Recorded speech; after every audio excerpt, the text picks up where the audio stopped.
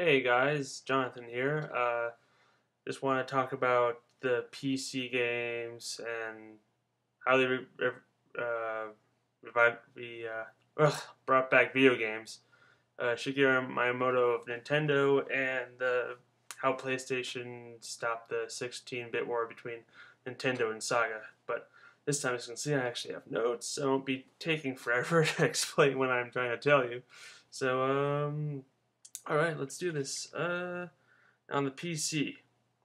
Now, what makes a PC, how it brought back video gaming, or at least just gaming in general, was the fact that uh, it was kind of everywhere. I mean, PCs and computers were in every household or businesses and such because they were actually used for business or work or for other things, not just for games.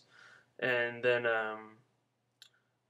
also I think around the same time that the arcade games are going down, Atari was losing money in the games, but they were making more by selling computers, and so was Apple and Commodore, I think, or yeah, Commodore, and then IBM came around and released the PC, which I mean, it was kind of slow at first. It was kind of a cruddy.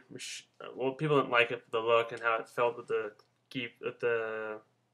keyboard and everything. So it was just kind of this uh, not a very good first impression. But um,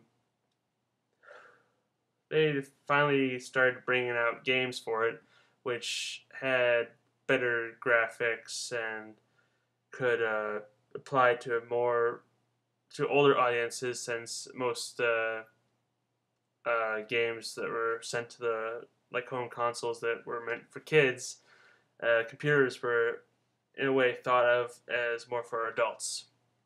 And these were games like RPGs or flight simulators and adventure games that the player had to kind of think more and not just press buttons and stuff like that. And then Windows 95 came around, and basically it's just bigger and badder than the IBM's PC, and just has better performance and a CD-ROM drive, and you can even have online gameplay now. So the PC was the first, in a way, the computer was the first system where you could play online with people from across the world by playing solitaire or chess, or just playing. I mean, even those type of games are considered PC games, and in a way, there's like more PC gamers than there are console gamers around then. I'm not sure if that's still true now, but it wouldn't surprise me if that was true. But anyways, on to Shigeru Miyamoto. He was just this really creative designer for. He still is a creative designer for Nintendo, but he was hired in 1977, around the time when they were just making toys, cards, and board games, basically just things meant for children. And then when video games started coming up around the 80s, he was uh, quickly went into this team to make video games, and they tried to make a Popeye game, but that didn't work. So they decided to create their own game characters by coming up with Mario and Donkey Kong, and that was a huge success. And it just really got to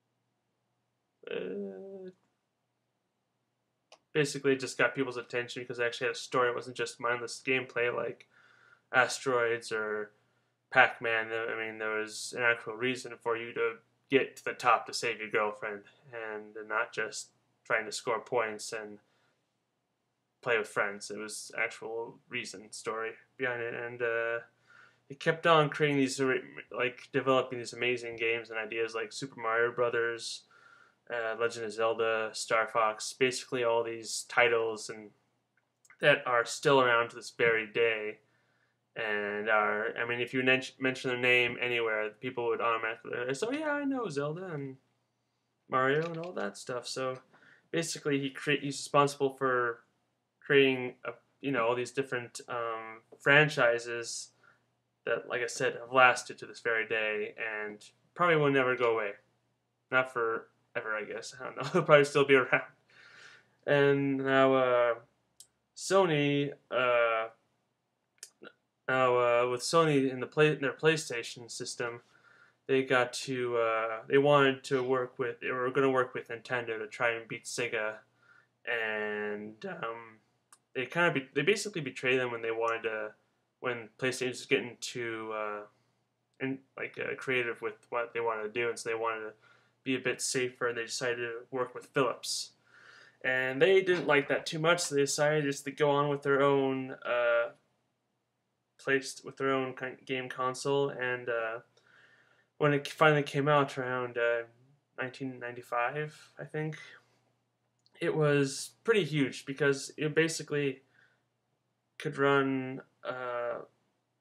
Was a better system. It was smoother, faster system that could play CD-ROM games on CD-ROMs, not just cartridges, so they could have hold up more information. And basically they also had like different types of different developers such as Namco, Capcom, Konami, etc. just started jumping on this PlayStation basically this thing that they wanted to now put up their games for, and started all this crazy cool new stuff for them.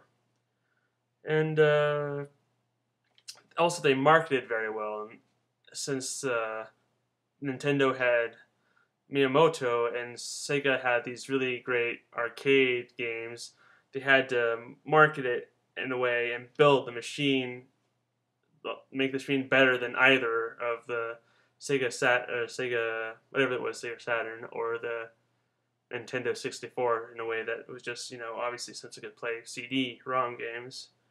And they also marketed in a way that made it so that you had to be 19. It felt like just to play the games. And yeah, it was, I don't know, I personally like the PS systems better. I have a PS3 over there, and can't wait for the PS4 too. So, that's it. So thanks for watching. Bye.